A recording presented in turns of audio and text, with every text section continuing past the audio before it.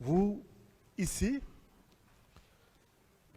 dans beaucoup de vos déclarations, vous avez dit Toumba a dit.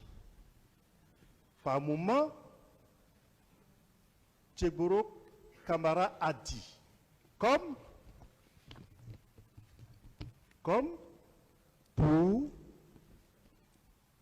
pour dire qu'ils ont dit sur ces points-là la vérité. Est-ce qu'on peut considérer ici que l'ensemble des déclarations de Toumba Diakité est vrai?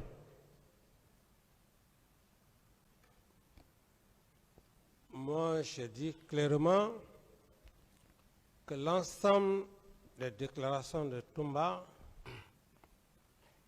il y a des contre-vérités. Mais ce qui vous arrange, Vous dites? les parties de ces propos qui vont dans le sens de la défense de vos intérêts, ça par contre, c'est la vérité. Les partis qui l'arrangent au contraire pour distraire l'esprit des gens, c'est de cela que je parle. Quand il dit M. Dadis Camara m'a pas dit d'aller au stade, c'est vrai.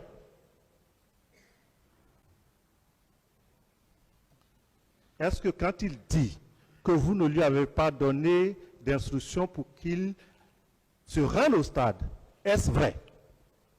Bien sûr, parce que c'est clair, c'est palpable, personne ne l'a obligé de le dire. Les autres partis, vous pensez qu'il y a été obligé? Les autres partis, maître, vous savez, je ne suis pas quelqu'un qu'on peut jouer sur son esprit.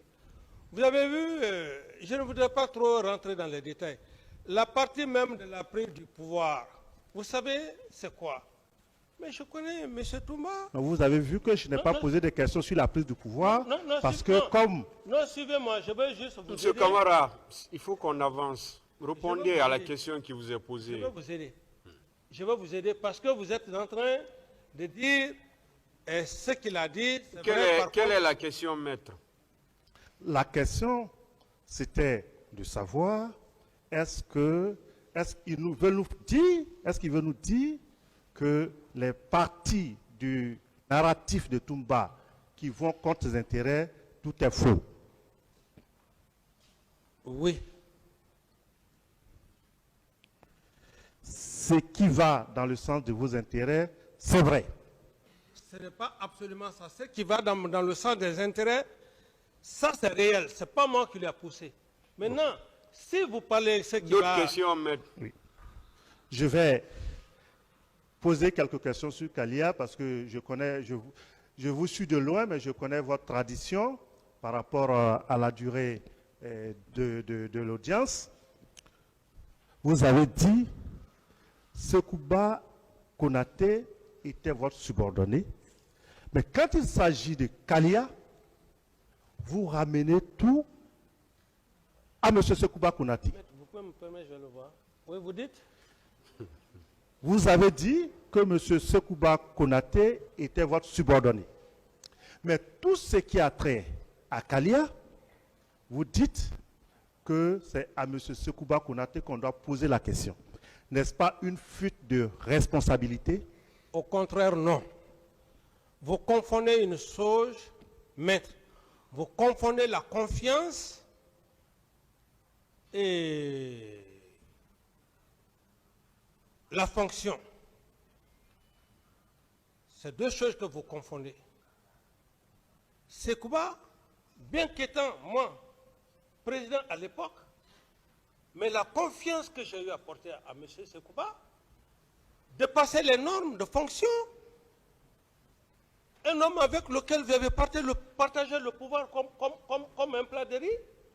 D'autres Vous allez questions? me dire aujourd'hui quoi? D'autres questions, maître? Okay. C'est bon.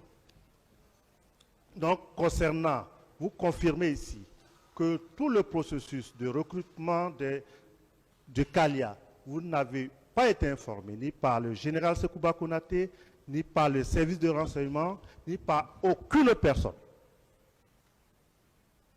je réitère encore une fois de plus, le recrutement ne relève pas de l'attribution d'un chef d'État. Est-ce que vous n'avez pas été informé de tout ce qui s'est passé à propos de Kalia? C'est ce qu'il veut savoir.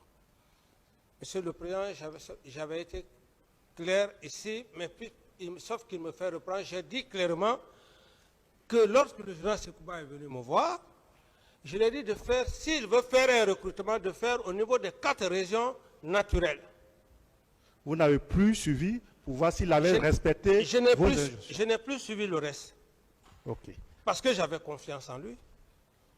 Si vous avez confiance en lui, pourquoi lui demander de recruter dans les 4 régions naturelles? Vous dites? Si vous aviez confiance en lui, pourquoi lui donner des instructions de recruter dans les 4 régions naturelles? Non, mais la confiance n'exclut pas qu'on donne des instructions. Et une nation n'est pas, comment vous avez confiance, mais vous êtes un chef. Quand le subordonné vient, il faut lui donner les directives. Le recrutement n'est pas, c'est un recrutement national. Et moi, j'en avais déjà l'expérience. J'en avais déjà l'expérience. Parce que faire un recrutement dans des zones à votre préférence, c'est ce qui crée des problèmes au niveau d'une nation. C'est pour ça, quand il est venu, je lui ai dit les 4 régions naturelles.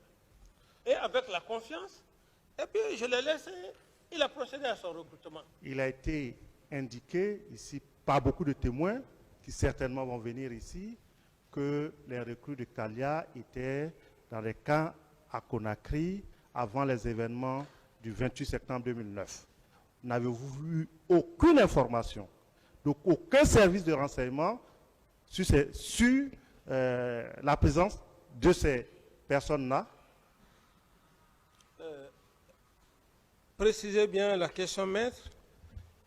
Il a été indiqué dans les PV, pour certaines personnes ont affirmé que les recrues de Kalia se sont retrouvés ici à la veille des événements du 28 septembre. N'avez-vous eu aucune information de la présence de celle-ci? Merci pour la question.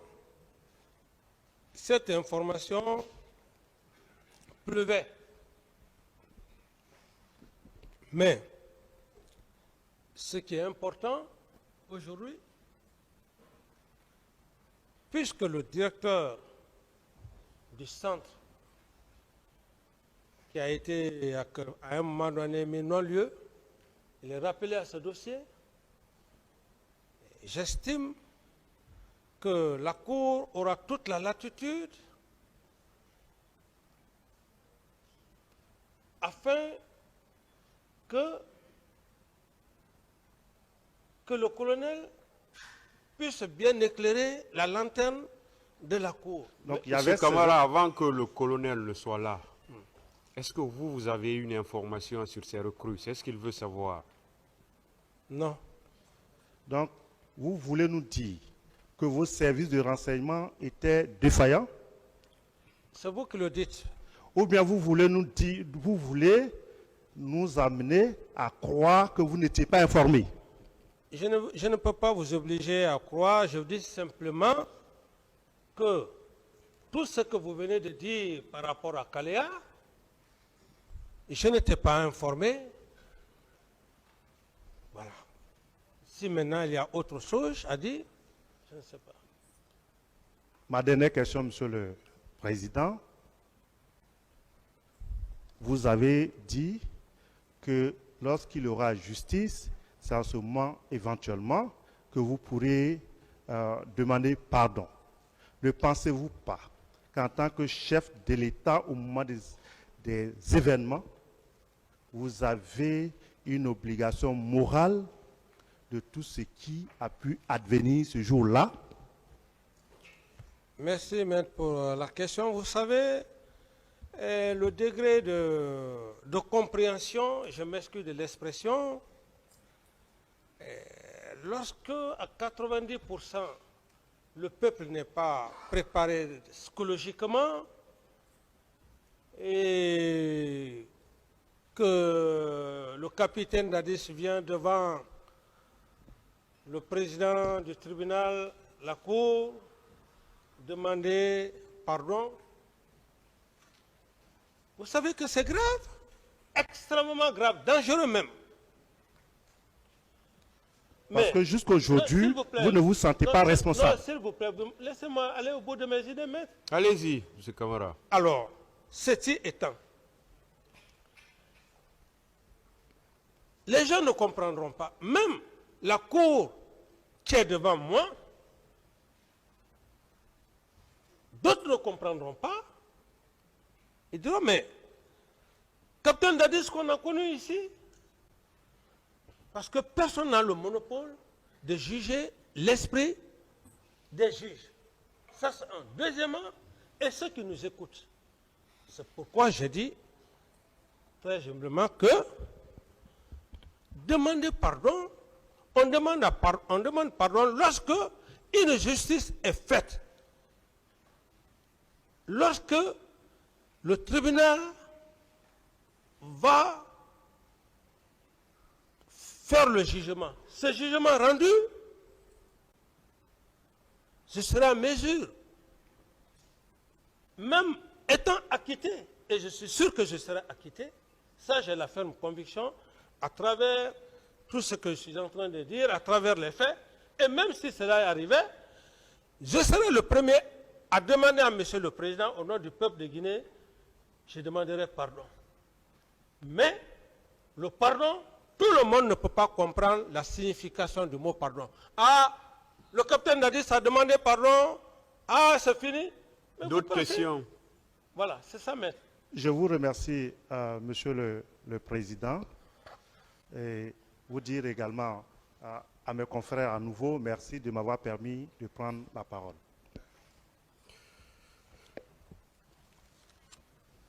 On va se limiter là aujourd'hui. Il est 17 heures.